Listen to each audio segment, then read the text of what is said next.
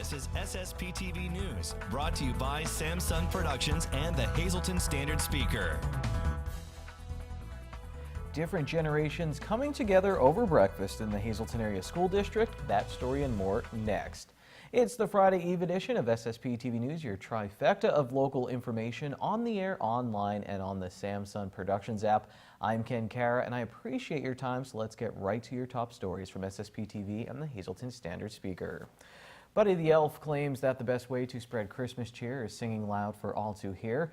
He's wrong. This is the best way to spread Christmas cheer. Students in Mrs. Jennifer Curcio's food production class at Tamaqua Area High School were busy measuring, mixing, and more as they baked up an array of holiday cookies. Cookies to be shared with the community at the upcoming Christmas tree extravaganza set for Saturday, December 8th at the Tamaqua Station Restaurant. You'll hear from these talented bakers and their teacher in an upcoming feature here on SSPTV News, and we do want to thank them for the tasty gift they gave our SSPTV crew, including some biscuits. I'm going to have some, and I have to read the next story. In other news, one school will open its doors this Sunday for breakfast. The Hazleton Area School Board, the Nutrition Group, District Administration, and employees will host its 8th annual Senior Citizens Breakfast. It's a great event. Every year we have entertainment by the Cellar Dwellers Jazz Ensemble as well as the Senior High School Chorus. So it's a great day for the seniors to come out and enjoy some Christmas spirit and have a good breakfast. Now, do people have to register in advance, Barb? They do not. Anyone can come. We have plenty of seating, so there's always a lot of room for everyone, and we don't really need reservations. And is it free for seniors? Is there a charge for others? It is free for anyone over the age of 59, and then we take a donation of $6.50 for anyone else that would like to join us to have a breakfast. Breakfast will be served from 8 a.m. until 11 a.m. at the Maple Manor Elementary Middle School, 1700 West 22nd Street in Hazel Township. Everyone is invited.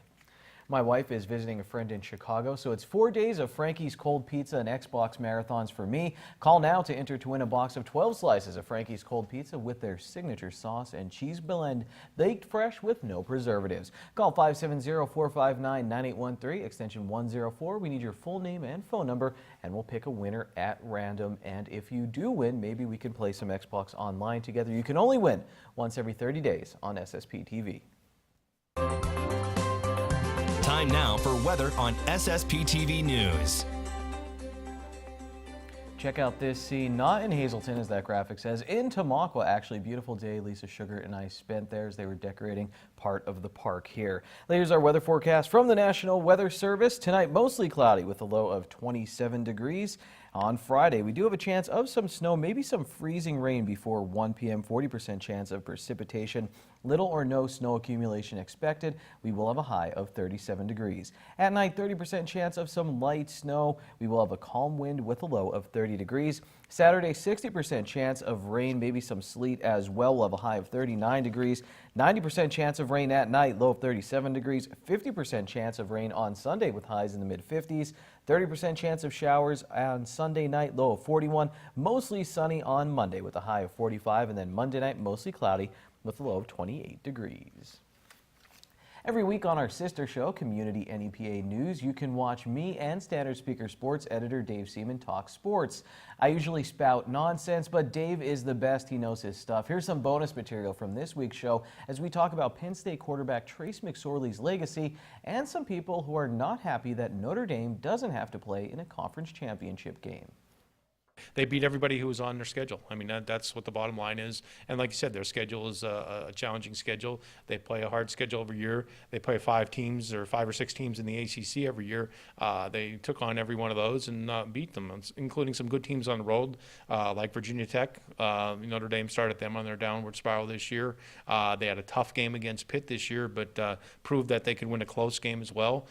Florida State, not a typical Florida State team, but again, Notre Dame handled them. So Notre Dame was equal to the task, and if they don't have a conference championship game, that's just how the cards are dealt. I think it puts more pressure on Notre Dame because I think they know, hey, we have to schedule tough and we have to win these games. You know, some of them have to look pretty. They beat Michigan, they beat Northwestern. Trace McSorley, you've watched a lot of Penn State football, Dave. I've been watching since the early 90s that I can physically remember, and basically the whole Big Ten era. I think Trace McSorley is the best quarterback in the Big Ten era for Penn State. Is he the best ever at Penn State University? It's hard to say because it's a different style. I mean, he brought a different level level of excitement. And I guess from where Penn State was before that, the sanction era, I mean, Christian Hackenberg, people forget how highly touted of a quarterback he was. And he really didn't get a chance to show that because the change in coaching staffs, it didn't play to his strengths. So if Bill O'Brien would have stayed there, who knows what would have happened, because Christian Hackenberg certainly had the tools as a college quarterback. I mean, it's proven that he really hasn't done that much at the pro level just yet. Maybe he'll still get another chance, who knows. But as far as Trace McSorley,